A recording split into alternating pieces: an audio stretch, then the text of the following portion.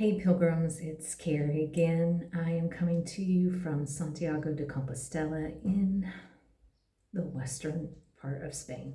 So I did make it. I made it on June 13th, and the purpose of this video is to kind of go back to the last week and give you a little more input and a little more color around what happened leading up to getting into Santiago. So stay tuned for more info. Okay, day 29 was supposed to be Villafranca to Osabrero, but that would have made it like almost a 30-kilometer day. And I knew there was no way I would be able to walk almost 18 miles and then climb a mountain. So what I did was I took a taxi to, I think it was like Los Herreros, which is the town right before you start climbing the mountain. When I got there, I actually saw this girl that I had walked with previously, and then she was also at one of the bed and breakfasts that I had stayed at. I think I told you about it, where I knew everybody at the table except for one French guy. Well, she was the lady from Australia. Her name is Linda. But we sat at one of the cafes and kind of drug our feet before we started walking because we were psyching each other out, talking about, we'd heard that this was a big deal. It's the last big push till you get to Santiago. And we finally got up and we started walking. And I think to my surprise, it was a lot easier climb than I expected because I had just psyched myself up so much about it that it was going to be so difficult that not that it was easy by any stretch, but it was actually a lot easier than I expected and a lot more pleasant than I expected. A lot of it was underneath canopy. It was very hot that day. I do remember that. But Linda is very slow walker, actually slower than I am. So when we climbed very slowly. And I probably could have gotten to the top at least an hour before we did, but it was okay. I didn't mind walking with her because I wasn't out of breath by the time I got to the top. I was actually feeling good. And I think I showed you, it was really cool that there's a bagpiper sort of welcoming us all up into Osabrero because Osabrero is at the top of the mountain. And the town itself was just this cute little town high up in the mountains, and the views were just stunning. The place that I stayed at was really kind of nice, and it had a cafe attached to it, so I ate a vegetable pizza that night. It was so good because the crust was very thin, and it's just funny because, like I said, it's really hard to find vegetables in Spain, but on this vegetable pizza, there are kinds of vegetables you would never expect to be on a pizza. Like they did have onions, they did have bell peppers, but they also had zucchini, and what else was there? Something that just kind of blew me away. I can't remember what it was, but it was a really good pizza at any rate. And that was a nice night. It was a real cool night. It was a good day. It was a good day. So that was day 29. Okay, day 30 was Osabrero to Tricastelia, and in my mind that day was going to be nothing but downhill. And it started off that way, coming down from Osabrero. You do start heading in a downward trajectory, but very quickly we would also start climbing. And this made no sense to me until I found out from other pilgrims that to get down the mountain, it actually takes about 3 days. Because, believe it or not, it took us a while to get up to Osabrero. So what I didn't realize prior to Osabrero was we were slowly climbing an elevation. It just wasn't so drastic that you didn't realize really how high up you were until you started climbing Osabrero. So to get down, takes longer than a day. Well, this kind of just messed with my head. And not that I was in a foul mood, but I was just like, I just wasn't understanding why we keep going up if we're supposed to be going down. So I fought that a little bit throughout the day. But I do remember, um, I remember that I accepted the fact that, okay, it's going to take a few days to get down, and that we were going to apparently be walking uphill quite a bit.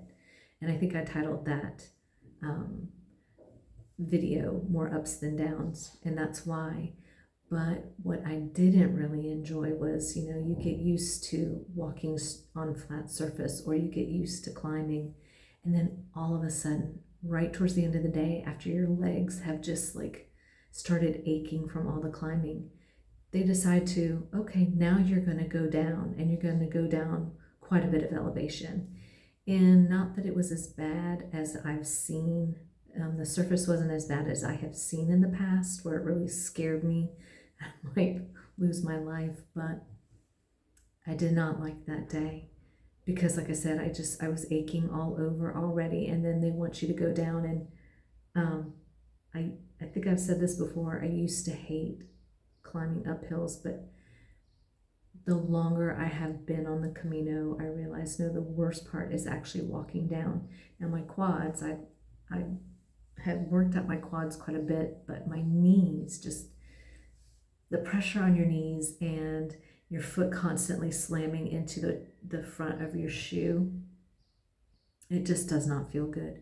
So I remember that distinctively, but I do also remember once I made it to Tricastelera or Tricastia, whatever it's called.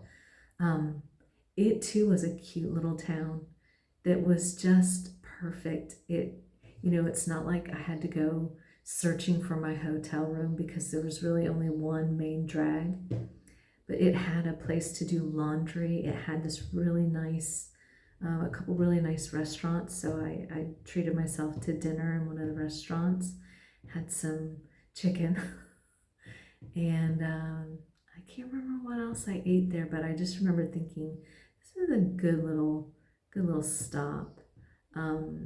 When you first walk into the town, there's like this really nice cafe to sort of like welcome you in, and you can get a beverage before you go find your place to stay. But yeah, like I said, I remember more ups than downs, and I didn't like the downs, but I did like the little town that I stayed in. So that was my biggest memory from day 30. Day 31 was very soggy and overcast. I think that's exactly how I titled the video, as a matter of fact. That day, I left Tricastia. I don't remember how to say it.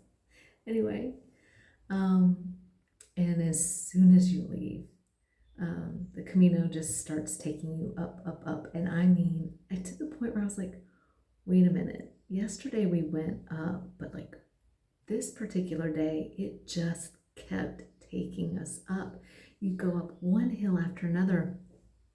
The little bit of difference on this day was it didn't seem to bring you down much at all at first. You would go up and you'd kind of walk flat on a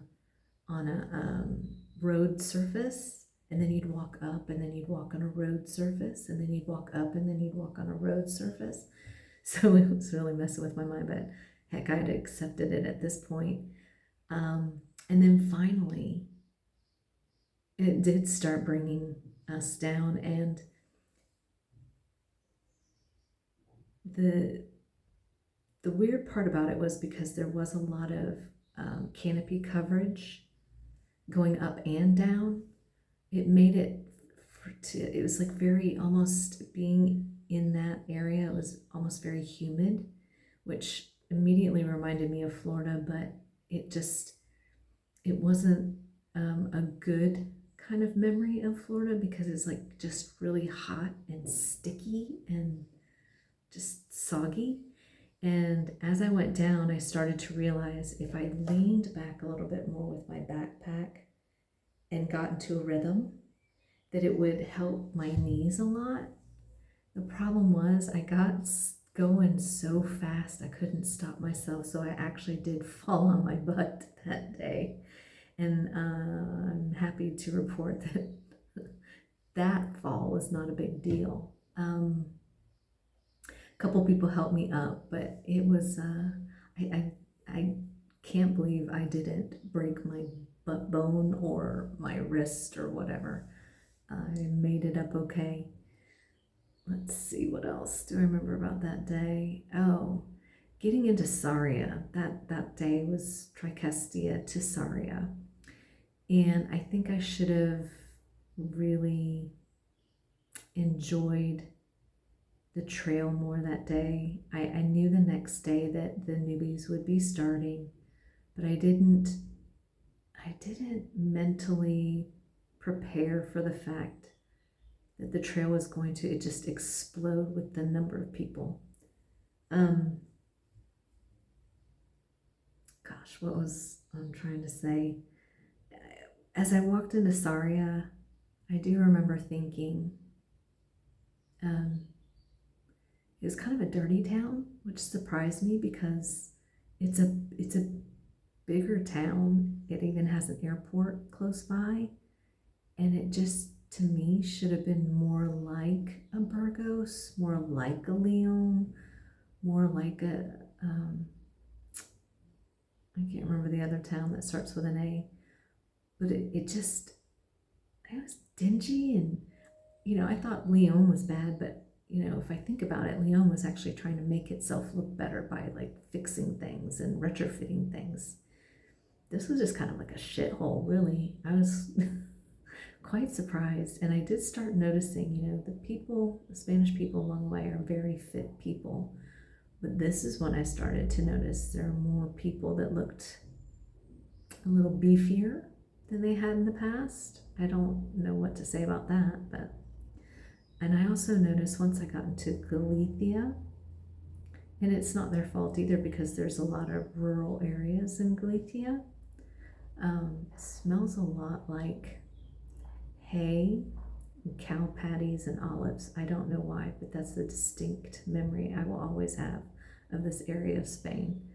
Not in Santiago, but walking to Santiago. That's just a distinct smell I will always remember.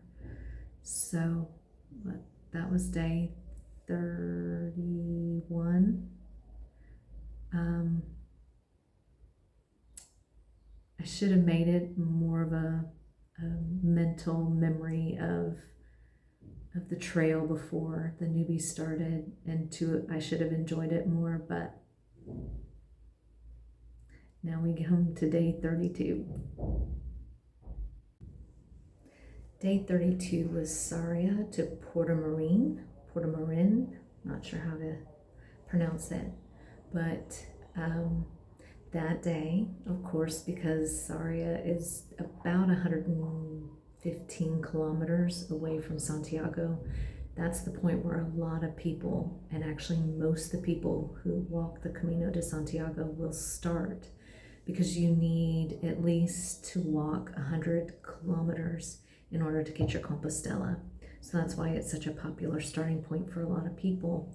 And they came out in force. It got to the point, so the day starts out where you walk up these stairs, and my knees hurt so bad I really needed to use the handrail to get up. But I was having trouble getting over to the handrail because there were just so many people. So I like would walk upstairs, like instead of walking like this, I like walk like this because my knees, but whatever. There were just a lot of people that started that day, a lot more than I was expecting. I knew to expect a lot, but it just, golly, they were everywhere. And I ended up meeting up with Linda, or Linda found me on the trail. And so we walked together that day. And I don't mean this in a mean way at all. I don't think it helped because she was so slow that I just, I think I needed to get out of all of those blocks of people, but they eventually would pass us instead of, I don't know.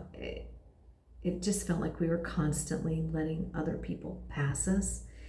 And, it didn't take most of the pilgrims long to learn pilgrim etiquette in the very beginning.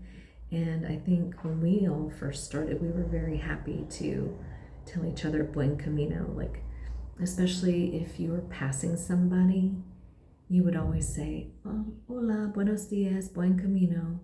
It was just something, I don't know, it was never taught, it was never expressed. It's not written down somewhere. It's just this etiquette we all seem to pick up in the very beginning of the Camino. And I think what frustrated me that day was there wasn't that etiquette anymore. But, to be fair, there's just so many people. You would constantly be saying buenos dias, buen camino every 2 seconds because you're constantly passing people or they're constantly passing you.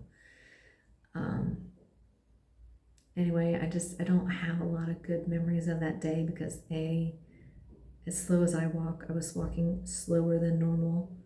And I do remember, like, because the way that I had always done it, and I'm sure the way that Linda had always done it, because we were the slower walkers, as people come up behind you, you kind of stop and pivot and let them go and say, I'm slow, go ahead. But when you have like 50, 80 people behind you, you can't do that anymore because you would never get to your destination. Because I think we did it the first couple of times. We sort of pivoted and, you guys go ahead, but we would wait for like 5 minutes for this group of people to pass us. So we quickly realized, even though we're slow, we're going to have to just have people deal with the fact that we're slow and they need to go around us. We can't just constantly stop and move for them. They're just going to have to figure it out. So I think that's what I also didn't like about that day is I wasn't used to having people like right behind me, so close. I don't know. I just don't have a very good or any fond memories of that day at all. And again, I love Linda to death. She's a really great lady, but she's a talker. And I think especially with all the chaos around me, it probably would have been better if I would have walked alone that day, just to have some kind of silence. But anyway, that was day 32. Nothing super special. Porter Marine, I don't remember being anything special either. Nothing super outstanding from that day. That was day 32. So day 33 was Porter Marin to Place de Rey. And I do want to kind of go back to Porter Marin. I did think of something. As you walk into the town, it's up on a hill. But I didn't realize that I was going to have to climb all these steps to get to the top of the hill because I thought there was a road that you could take to get up there, but no.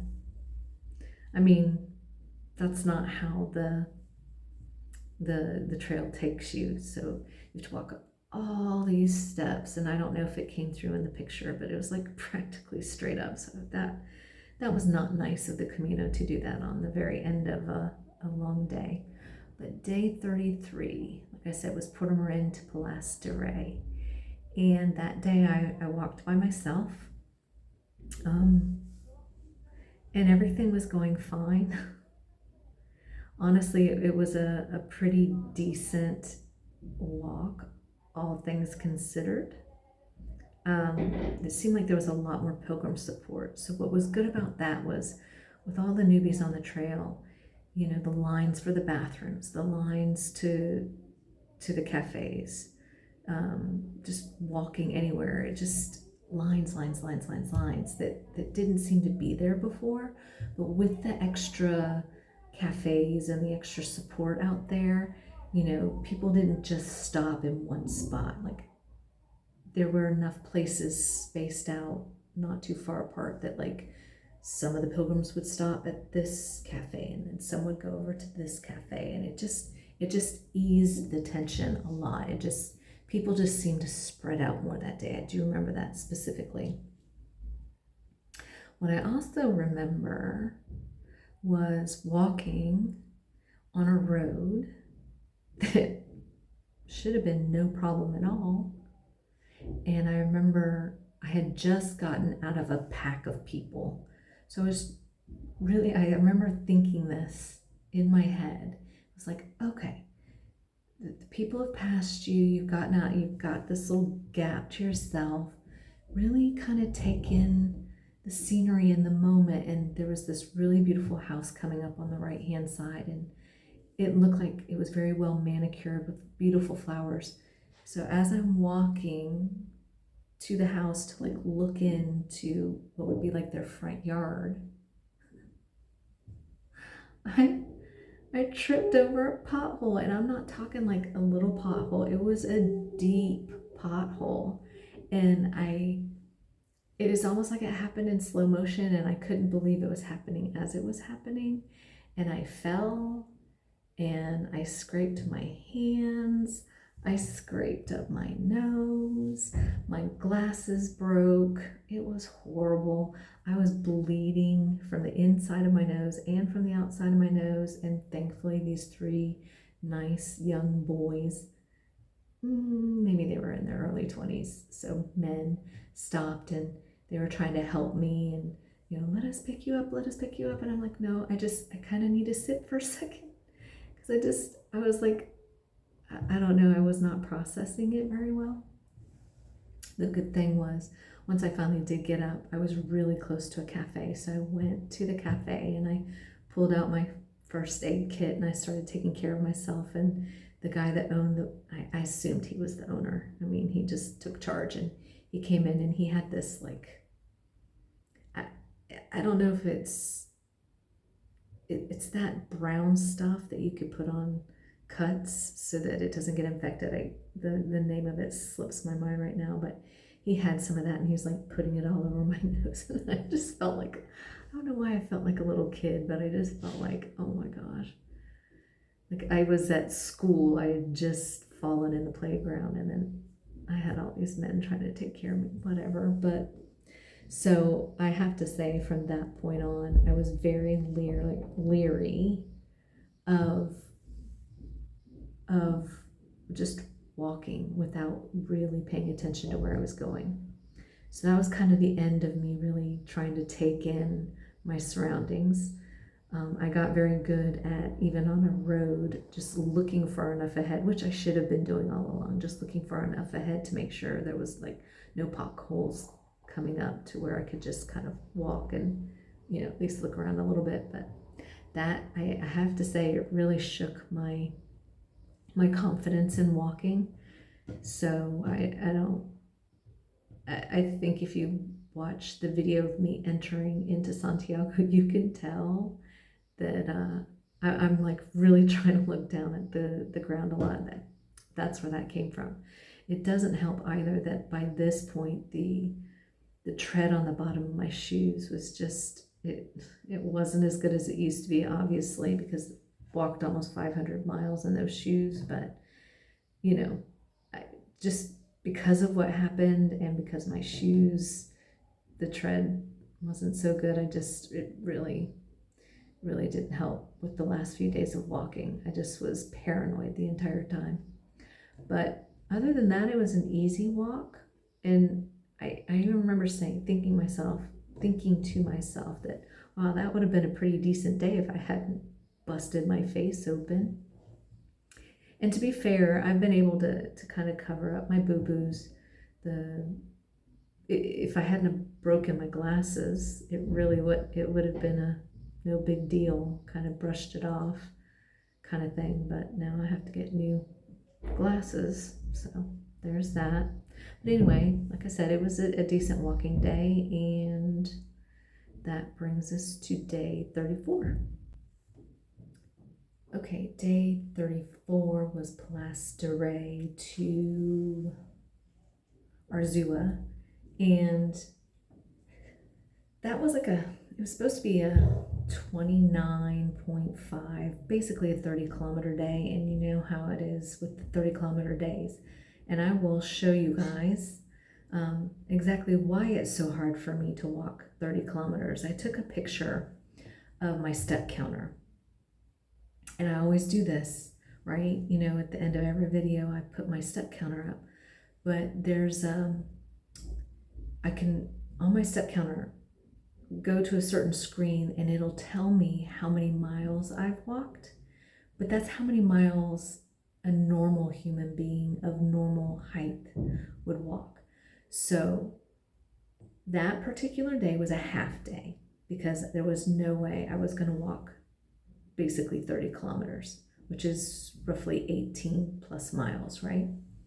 So I walked half of it, which is about 9, almost, it was actually probably closer to 10 miles that I walked. But if you look at my step counter, it said I had already walked 17 miles. So I was joking around with Steve that night when I was texting him. I'm like, I'm walking further than everybody on this trail because of how many steps I take. And he goes, no, you're not walking any further. You're just doing it in more steps, which he's right. But in my mind, it's like, try telling my feet that. My feet already felt like they walked 17 miles. And, you know, I really wanted to, before the day started, I thought, okay, I'm going to try to go as far as I can. You know, I've been walking long enough that I should have built up some endurance, right? I think the problem was, once again, I walked with Linda, which, again, conversation was great, but we were going slower than probably I would have by myself. And by the time I left her, it was already almost 3 o'clock. Well, that's only walking half the day, right? Really, because I had walked to, I can't remember the name of the town, but it's literally like the halfway point of that day. And then I took a taxi to where I was staying in Arzua and didn't feel bad about it at all because, like I said, it was so late. If I would have continued walking, if I could have actually continued walking, I probably wouldn't have pulled in until like 5 or 6 o'clock, 7 o'clock. Anyway, so I don't remember anything special about that day as far as like things along the way to kind of remember or bring up. It was, you know, those first 3 days from Sorry I was not impressed with at all. But the next couple of days I will always remember. And I'll tell you about those next. Okay, day 34 was Arzua to Aminal. And what I remember the most about that day was all of this canopy and just constantly, unlike a few days before where it was really humid underneath the canopy, it wasn't the last 2 days. And I guess I'll combine day 35 and 36 together really because they were very similar. Just a lot of canopy walking, a lot of pilgrim support. So people were really spread out. You could have parts of the trail to yourself. People weren't right on top of you, and the smell of eucalyptus. You know, I had mentioned that Galicia smells a lot like cow patties, hay, and olives, but you didn't smell it whenever you walked through these beautiful forested areas with pretty decent surface to walk on. So even though my confidence was shaken as far as walking, I didn't have to worry too much. It wasn't that bad. I was able to get around quite well. And I walked by myself those last 2 days, so that was nice that I could walk at my pace. And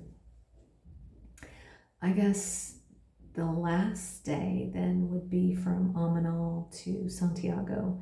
very similar terrain until obviously you get to the outskirts of Santiago. And Santiago is a huge town.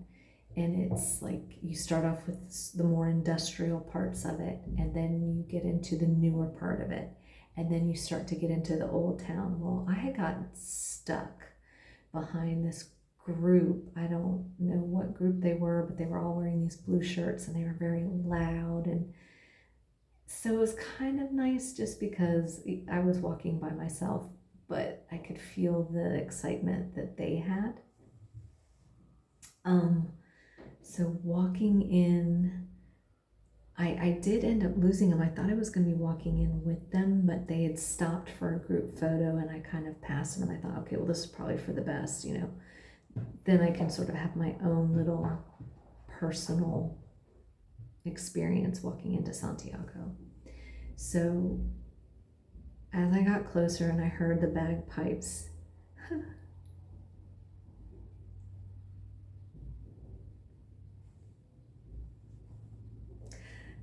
that's when the tears started.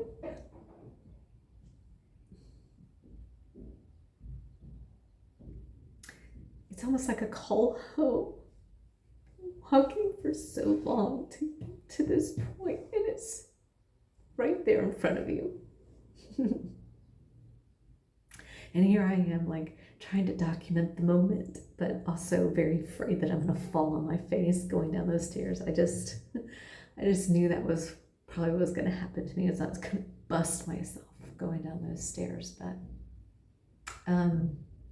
and I was trying to think of things I was gonna say on camera, and at least all that day I kind of had been thinking about stuff that I was gonna say, but it just wouldn't come out at the time. All I could say was I made it. And I look absolutely horrible on camera, but I think it was just, that's how I was feeling at the moment. After I got into the square where all those pilgrims, if you look really closely, there's a lot of pilgrims, and this is just what they do. They get there and you sort of turn around and you look at the cathedral. A lot of people just take off their backpacks and just sit and stare and process what they've been doing, whether it's been a week or a month. You just start processing everything, and oh my God, what did I just do? I just walked across the country, y'all. So I did that too, and I saw a lot of people who like would find people that they knew along the way, and I didn't feel sorry for myself, but like a lot of the people that I met had left early or they skipped ahead, and I no longer were walking with them. And as a matter of fact, even Linda, who I'd walked with the most out of the whole trip, the way she had scheduled her last few days, she is actually a day behind me and getting into Santiago today. So I didn't even have her to like be excited with and joyful with that we had made it, but whatever. It was kind of nice because I figured, you know, I started out on my own and I ended on my own, and that was okay. That was completely okay. And I think it is going to take me a while to kind of process what I've learned from the Camino. But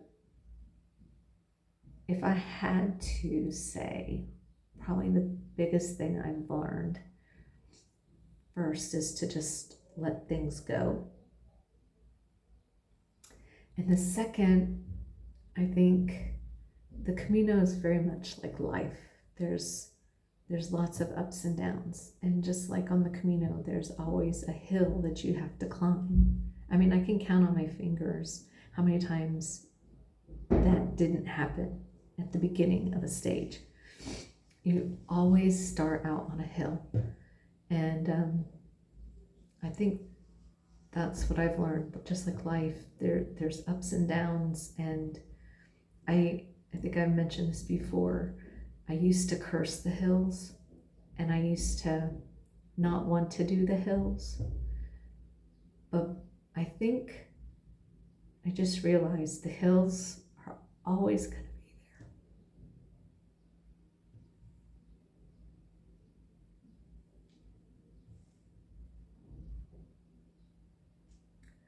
there. They just are. There's always going to be hills, there's always going to be plateaus, and there's always going to be downhills. And I think I just learned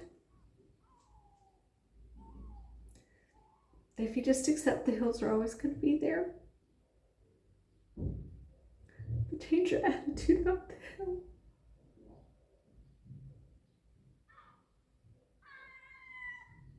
they're a lot easier to get over.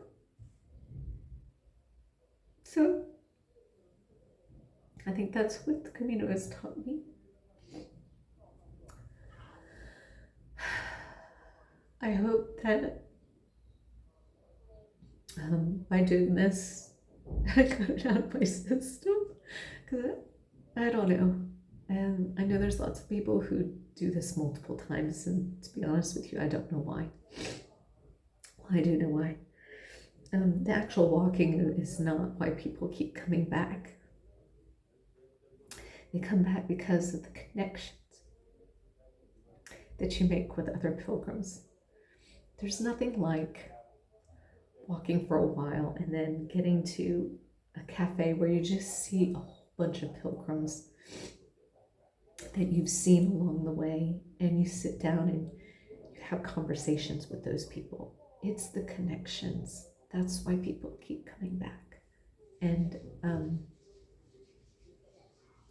think I will try to work into my life when I get home more of the connections piece of it. I don't necessarily need to walk this again, but I could see the appeal. I can definitely see the appeal. But I also hope that by completing this, that all those people that I dedicated days to, that those souls have found some peace. So I think it'll take me a little while to process more just what this has meant to me and what I've learned. But if I had to sum it up and explain it real quick here, I think that's pretty fair of an explanation of what's going on in my head right now. So I want to again say thank you for following me and for supporting me, and especially those times when I was having such a rough go of it. All of their sweet emails of, trying to tell me to keep going and inspiring me to not give up. So that ends these videos. I hope that even if you don't ever end up coming and doing the Camino on your own, that maybe you sort of feel like through me you had a chance to see a little bit of what it was like. And that's why I always call you pilgrims, because we walk together.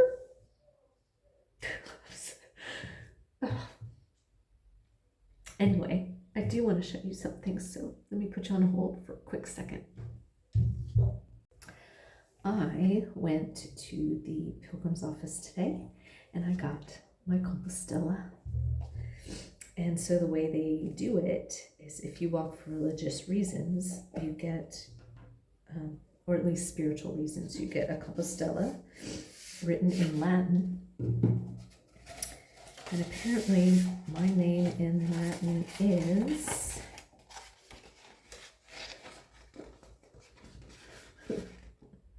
it is, oh gosh, I don't even know how to, Ciaranum Alexander. So in Latin, carry, I guess, is Ciaranun. So, Dad, you took Latin. Let me know what that means. Anyway, so I got my Compostela of completion. And then I also was able to get my distance certificate for walking from Saint Jean Pied de Port in France to Santiago, and it's 779 kilometers. So these are my little takeaways, physical takeaways for my trip. And I just wanted to share those with you. Like I said, you guys were on this journey with me mentally. As I kept walking, I thought of all of you. So, well done. All right, love you all.